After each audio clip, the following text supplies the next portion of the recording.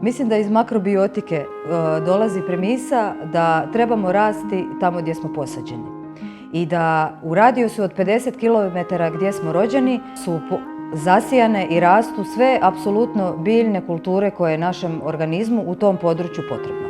A kad mi jedemo banane koje su prirodno rastu na područjima tropa, ne znam, evo, Južna Amerika. Nama u Hrvatskoj je trebalo minimalno 4 generacije ljudi koji su imali problema sa probavom banana prije nego se pojavila 5. ili 6. generacija te iste obitelji ili ljudi koji su tu bananu onda mogli probaviti da bi je probavljali i mi dan danas. Jer znamo da su banane došle davno pa mi sad više nemamo problema s bananama. To vam vrijedi za sve kulture koje nisu na prirodnom staništu tu gdje živite i gdje ste rođeni, jer vaš organizam ima drugačiji sastav, bez obzira što smo mi svi ljudi na kugli zemaljskoj, ali ovisno o klimi i ovisno o nekakvim načinima života i naša tijela trebaju drugačija hranjiva.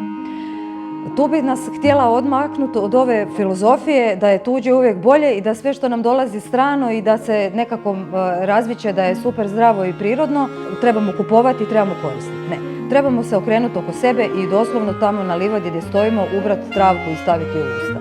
Ona će nam biti najbolja za nas u tom što nama treba. Ako idemo u berbu samoniklog bilja, potrebno je paziti na nekoliko stvari.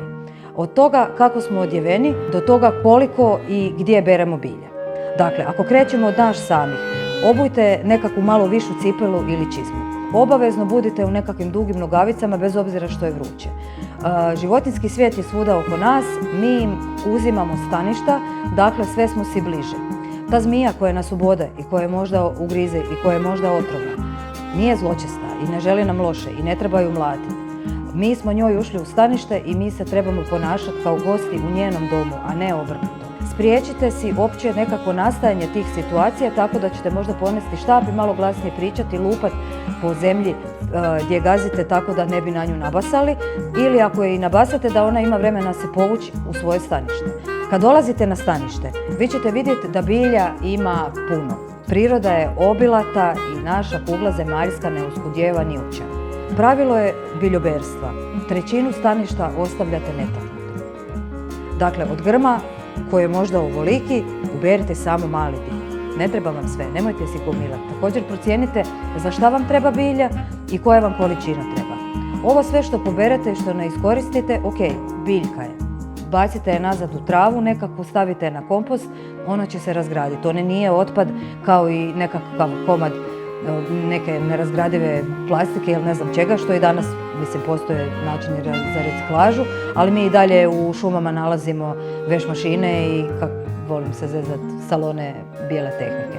Nažalost, evo, ljudska priroda je još uvijek takva da prirodu ne smatra dio sebe, nego se toliko odvojila da ono, evo, šta bacimo u prirodu, poješće zemlja. Je, poješće zemlja, ali ćemo to pojesti mi. Beremo dakle 1/3 staništa, pazimo što beremo, nosimo atlase i priručnika ako nismo sigurni i u svakom slučaju ako niste sigurni da je biljka po koju ste došli ta koju gledate, ostavite ju.